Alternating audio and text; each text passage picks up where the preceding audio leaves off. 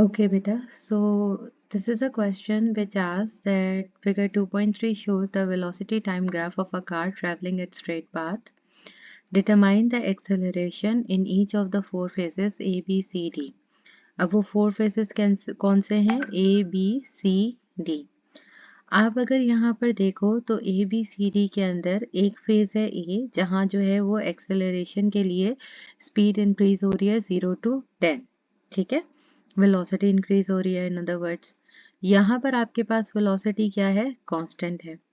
इधर दोबारा 10 से जो आपकी वेलोसिटी है वो इंक्रीज होकर 15 हो गई और फॉर द लास्ट वन 15 से डिक्रीज होकर 0 हो गई. अब मुझे एक बात बताओ, मैंने क्लास में आप लोगों को बताया था कि जो वेलोसिटी टाइम ग्राफ होता है इसका जो ग्रेडियंट होता है वो क्या बताता है आपको? एक्सेलरेशन बताता है. ठीक है, एक्सेलरेशन क्यों बताता है? क्योंकि ग्रेडियंट का फॉर्मूला होता है change in y over change in x. यहाँ पर जब आप चेंज इन y निकालोगे which is change in v over change in time, तो ये बेसिकली एक्सेलरेशन का फॉर्मूला है. तो जिसकी वजह से आपको ग्रेडियंट क्या बताएगा वेलोसिटी टाइम ग्राफ में? एक्सेलरेशन. अब जब आप बात करोगे एट ए तो क्या होगा भला? एट ए आपने ये देखा कि आपकी जो इनिशियल वेलोसिटी थी वो 0 थी, फाइनल वेलोसिटी आपकी 10 थी और जो टाइम आपका था वो 2 माइनस 0 था, यानी कि 2 सेकेंड्स था. अब एक्सेलरेशन एट ए निकालोगे तो आप करोगे v minus you over T which means 10 over 2 because 10 minus 0 is 10 and 2 minus 0 is 2. तो आपके पास आंसर आ जाएगा 5 मीटर्स पर सेकेंड स्क्वायर. जब मैं ये कह रही हूँ कि वेलोसिटी कांस्टेंट है तो वेलोसिटी कांस्टेंट का मतलब ग्रेडियंट आपके पास क्या हो गया? 0, because the line is parallel. Gradient 0 होने की वजह से एक्सेलरेशन एट बी भी क्या हो जाएगी? 0 हो जाएगी because velocity is not changing.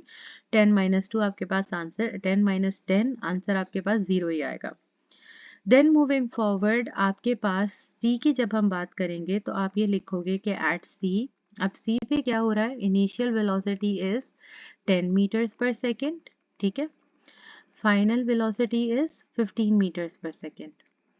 और जो टाइम है अगर मैं t2 ले रही हूँ तो that is 8 seconds and t1 is 6 seconds. Okay, so change in time would become 2 seconds for me. Now when I will find acceleration, I will get v minus u over change in time. V minus u is 15 minus 10 over 2, which means 2.5 meters per second square. Then at D, as you can see, the initial value is 15 meters per second and the final value is 0. यहाँ पर आप ये identify कर सकते हो कि this will be your deceleration, और deceleration का मतलब है कि there will be a drop, right? Here in this case t2 is 12 seconds whereas t1 is 8 seconds. So change in time will become 12 minus 8 which is equals to 4 seconds.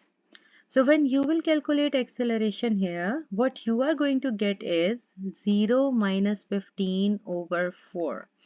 So your acceleration would come as negative 3.75 meters per second square. So this is how you would calculate acceleration from speed time graph.